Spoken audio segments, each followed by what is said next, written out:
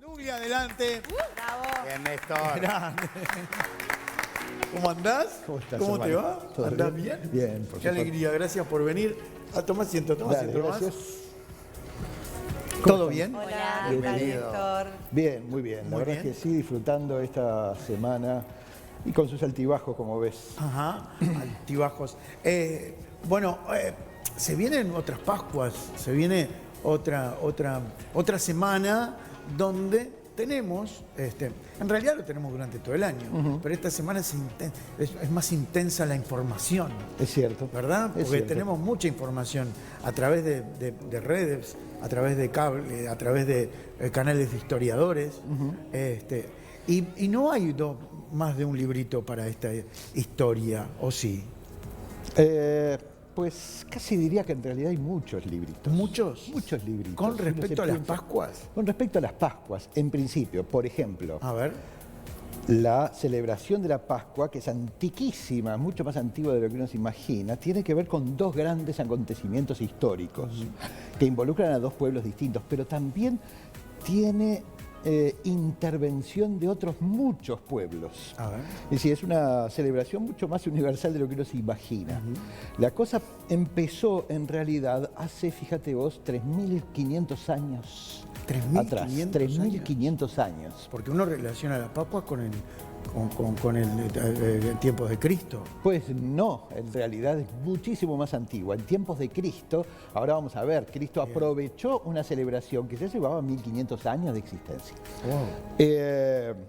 En realidad tiene que ver con los tiempos en que el pueblo judío había sido esclavizado por los egipcios.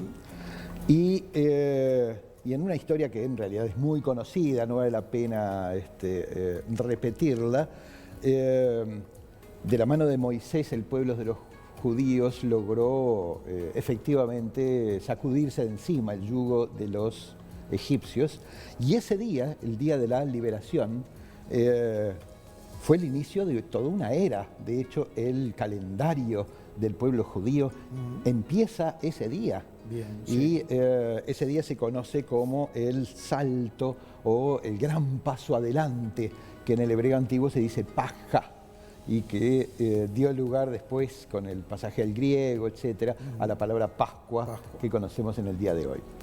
Es una celebración entonces muy fuertemente significada desde tiempos muy antiguos. Resultó que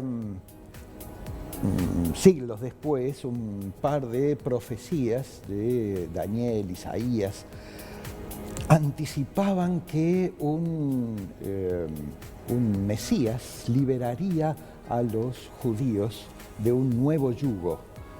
Se decía en las profecías que nacería en el pueblo de Belén y que entraría durante una Pascua en la ciudad de Jerusalén montado en un burro y que sería saludado con hojas de palma, con ramos.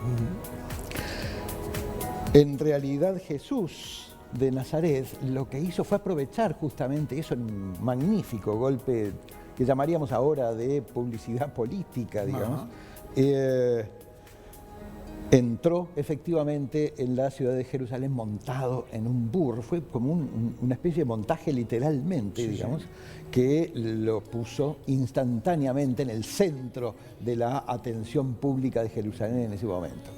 Ese fue el inicio de la Semana de la Pasión, que los cristianos celebran hasta el día de hoy, y que mucha gente se pregunta, bueno, ¿y por qué? ¿Por qué eso no es un día fijo en el año? ¿Por qué Seguro. hay que andar calculando todos los años la diferencia?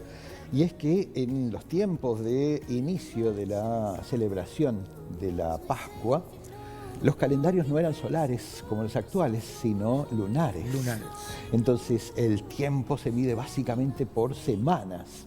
Y el cálculo de la Pascua, que requiere adaptarlo, digamos, a los calendarios solares actuales, indica que la Pascua debe celebrarse en la primera luna llena, la primera semana de luna llena, después del equinoccio de primavera en el hemisferio norte, es decir, nuestro equinoccio de invierno, que es el 20 y 22 de marzo. Por eso aquello de, che, que cae Pascuas. Ahí va. Hay que Exacto. ver la luna. Hay que hacer todo un cálculo, digamos, a partir de eso, y es diferente todos los años. Puede ser desde finales de marzo hasta incluso finales de abril. Ajá. Como en el caso de ahora. Pero lo interesante quizás y que explica muchas de las formas que tenemos de celebrar las Pascuas en este siglo XXI,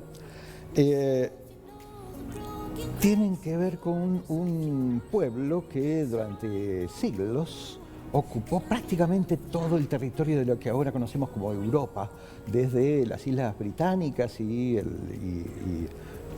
la península ibérica, hasta prácticamente lo que ahora es Rusia o Grecia, que es el pueblo de los celtas, antes incluso del advenimiento de los romanos.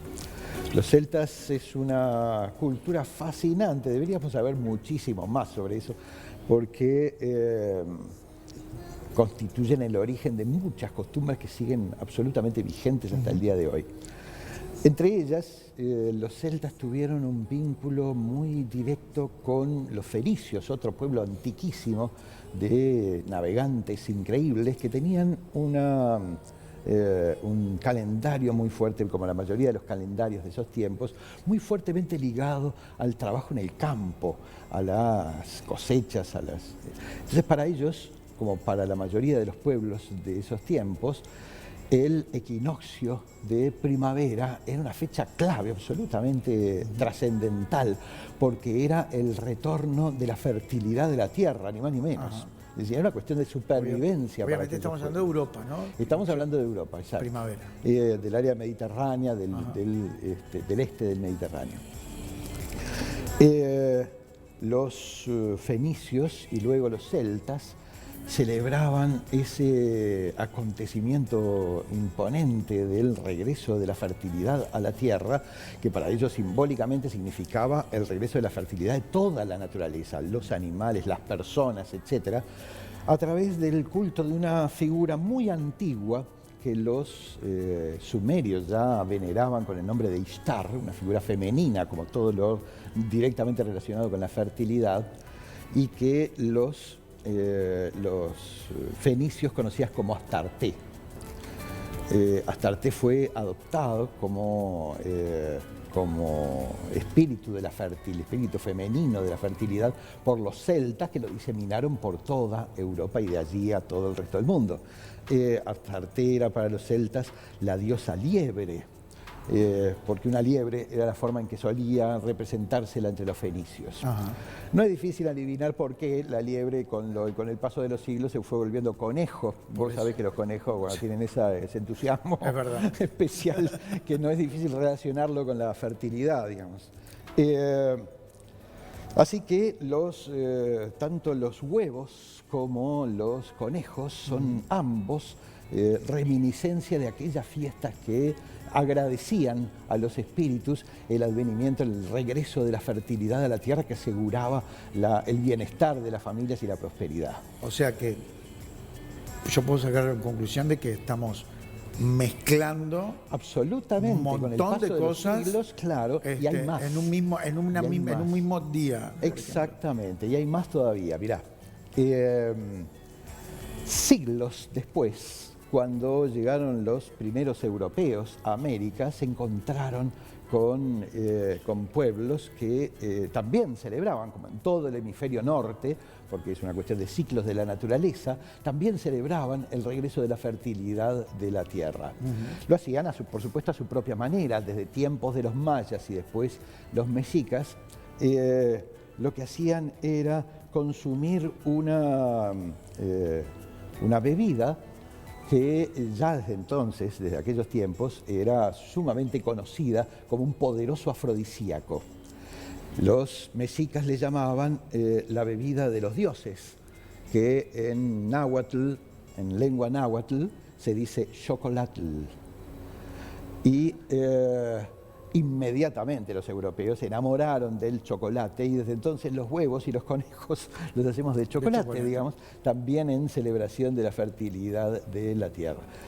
En conclusión, hay primero que nada una, si se quiere, un arcoíris de culturas y de pueblos diferentes. Esto me parece mucho más hermoso, digamos, que el abordaje de esta celebración como una cuestión estrictamente religiosa, porque en principio hay dos grandes religiones monoteístas involucradas en esto, los judíos y los cristianos. Pero me parece mucho más hermoso pensarlo como una cuestión de puentes entre culturas, donde cada una de cada uno de estos pueblos aportó su propia espiritualidad. El tema es el conocimiento, ¿no? Como el que estamos hoy a través tuyo. La verdad es que sí, les agradezco porque cada vez que tengo oportunidad, digamos, de contar estas cosas, me parece estar dándole un significado mucho más trascendental y que uno se encuentra en forma de leyendas en prácticamente todas partes. Yo me acordaba hace un rato de una historia muy linda que involucra a una pequeña comunidad llamada Chía, una antigua ciudad de tiempos precoloniales, que era territorio del pueblo muisca. Chía es el nombre que los muiscas le daban a la luna, era un lugar de santuario de la luna, muy cercano a lo que ahora llamamos Bogotá. A las afueras de Chía hay un puente muy antiguo en una vereda que llaman Fonquetá. Ese puente tiene un montón enorme de leyendas. Se dice que en ciertos días muy especiales, que es cuando coincide el Viernes Santo con el plenilunio, es decir, con la luna llena, solo, exclusivamente en esos días, el puente no se puede cruzar. La gente ni siquiera se anima a intentarlo. Hay quienes dicen que uno termina formando parte del puente para siempre, digamos, y ya no puede salir de allí. Otros dicen que en realidad uno va a salir por el mismo extremo por el que entró, irremediablemente, digamos, pero lo cierto es que el puente no es posible de cruzar. La leyenda es en realidad antiquísima, tiene por lo menos 400 y pico de años atrás. Data de tiempos en que eso era territorio, efectivamente, del pueblo muisca, el pueblo originario mayoritario de esas regiones. Y también tiene que ver con el conquistador que los españoles enviaron para someter a ese pueblo y a todo ese territorio, que era Gonzalo Jiménez de Quesada. Era un general de un carácter sumamente duro, fuertísimo. Él envió, como él soñaba con arrasar con Chía, la ciudad mística de la luna, porque era la antesala, era la llave para llegar a Bacatá, como le llamaban en aquel tiempo, que era el poblado capital de alguna manera del pueblo muisca, lo que ahora es Bogotá. Entonces envió a Floriano, un ingeniero, para que se encargara de construir un puente que le permitiera cruzar la vereda de Fonquetá. No le dio el tiempo suficiente.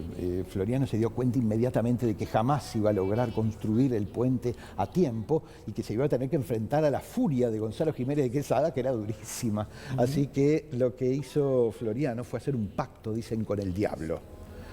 Le pidió al diablo que tuviese el puente listo a tiempo. El costo fue terrible, por supuesto, ¿no? Floriano fue el primero que formó parte, digamos, como un ladrillo más del puente que había mandado construir, pero efectivamente el puente estuvo a tiempo para que las tropas de Gonzalo Jiménez de Quesada entraran en Chía primero y en Bacatá después. Pero fíjate vos, ¿no? Este tema de los puentes. ¿Por qué ese día en particular? ¿Por qué el Viernes Santo con el plenilunio? Porque es el día de encuentro solidario entre dos culturas diferentes, digamos, la muisca y la cristiana que venía desde Europa. En ese día no hay poder capaz de transitar por ese puente. Entonces, un poco pasando rayas, yo creo que lo que celebramos esta semana, más allá de las convicciones que respeto profundamente, digamos, de cada uno y cada una, yo creo que celebramos de una fiesta milenaria de justicia en muchos sentidos distintos. La justicia involucrada en poder sacudirse de encima un poder imperial, como hicieron los judíos cuando salieron de Egipto hace 3.500 años atrás. Un enfrentamiento entre alguien que solo tenía su propia convicción contra el imperio más poderoso de su tiempo, como hizo Jesús de Nazaret. Y la justicia también involucrada en poder tender puentes entre culturas diferentes, porque las convicciones espirituales de los pueblos no son necesariamente contradictorias entre sí, aunque muchas veces se nos presenten como tales. Creo que esa universalidad de la justicia es lo que deberíamos celebrar en esta semana. Muy bueno, qué historia, por favor. Y además que esto de las culturas y de celebrar algo que pensamos que es una cosa y no es una cosa sola. Son más de una, son muchos más. Apenas cualquier intento de reducirla a una creencia religiosa determinada no hace sino empobrecer lo que es en realidad muchísimo más rico y muchísimo más universal. Néstor, en estas historias está, y en muchas otras, siempre o casi siempre está involucrada la luna. La luna, sí. ¿Cuánto poder ejerce la luna en nosotros, si es que lo ejerce? Pues de muchas maneras distintas. Quizás la pregunta tenga algo de astrológico que, bueno, excede completamente mis pertinencias. Sí. Pero es mucho más que eso. En términos estrictamente físicos, la Luna es dudoso que pudiera existir vida sobre la Tierra si no hubiera Luna. De hecho, la Luna es la responsable de la existencia de las mareas, es decir, el flujo y el reflujo de las aguas. Y eso tiene trascendencia enorme en la configuración del clima en el mundo entero. La Luna ejerce además un profundo poder simbólico. En la historia de la humanidad, la Luna ha sido en buena medida la responsable de la medición del tiempo. Fue la primera manera de concebir la propia noción de tiempo, de pasaje del tiempo. Tuvo que ver con la observación que las familias campesinas en el mundo entero hicieron de los cambios en la Luna. Por eso todos los primeros calendarios, y algunos de los actuales, en China, por ejemplo, Corea, la India, los calendarios siguen siendo lunares hasta el día de hoy.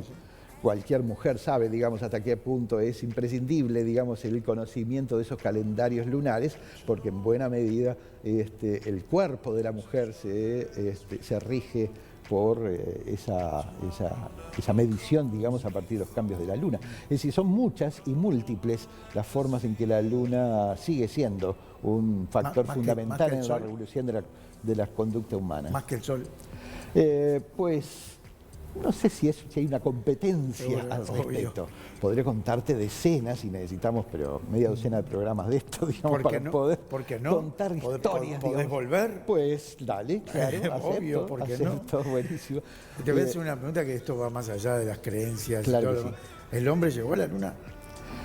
Oh, yo creo que sí. Sí, Yo creo que sí, efectivamente. Sí, habría que hacer un esfuerzo tremendo para unirse en esas teorías, digamos, conspirativas. Que siempre hay uno que dice, no, para mí no. No, para mí que no, que fue todo un montaje. En realidad, yo creo que la teoría conspirativa al respecto es bueno que se sostenga, porque delata que la llegada del hombre a la Luna no fue un hecho científico ni un deseo de desarrollo del conocimiento tecnológico ni nada por eso. No. Fue una carrera política, esa es la verdad, digamos. Totalmente.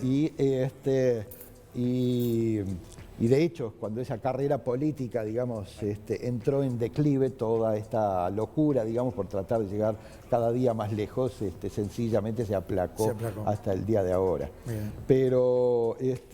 Pero bueno, sería prácticamente como afirmar que la Tierra es plana, digamos, lo cual hay núcleos. Hay mucha gente que... Hay muchísima gente que afirma hasta el día de hoy terraplanismo. Terraplanista. Claro, me encontré con un terraplanista hace unos días, digamos, que se puso a discutir conmigo, yo reculé inmediatamente, cada uno tiene su propia manera de ver las cosas, pero habría que hacer un esfuerzo tremendo. Algo que se creía en la época de Colón, ¿no? Exactamente, que los barcos y no en cualquier lado, en realidad solo en Europa se creía que la Tierra era plana, los griegos griegos antiguos ya sabían que la Tierra era circular. De hecho, se calculó en la Grecia antigua el tamaño de la Tierra y por lo tanto la circunferencia, digamos, la gradación de la circunferencia con una precisión absolutamente asombrosa para aquellos Para la tiempos. época. Imponente, ¿no? Para aquella época. Claro, Para aquella época. Néstor, Claro te quiero que sí. agradecer muchísimo, se nos fue el tiempo, pero ya la producción tiene que arreglar para que venga Dale, un pronto. gustazo enorme. Un gusto de verdad, siempre. Y cuando quieras, estoy por aquí de vuelta. Dale, gracias. El aplauso para Néstor Ganduglia.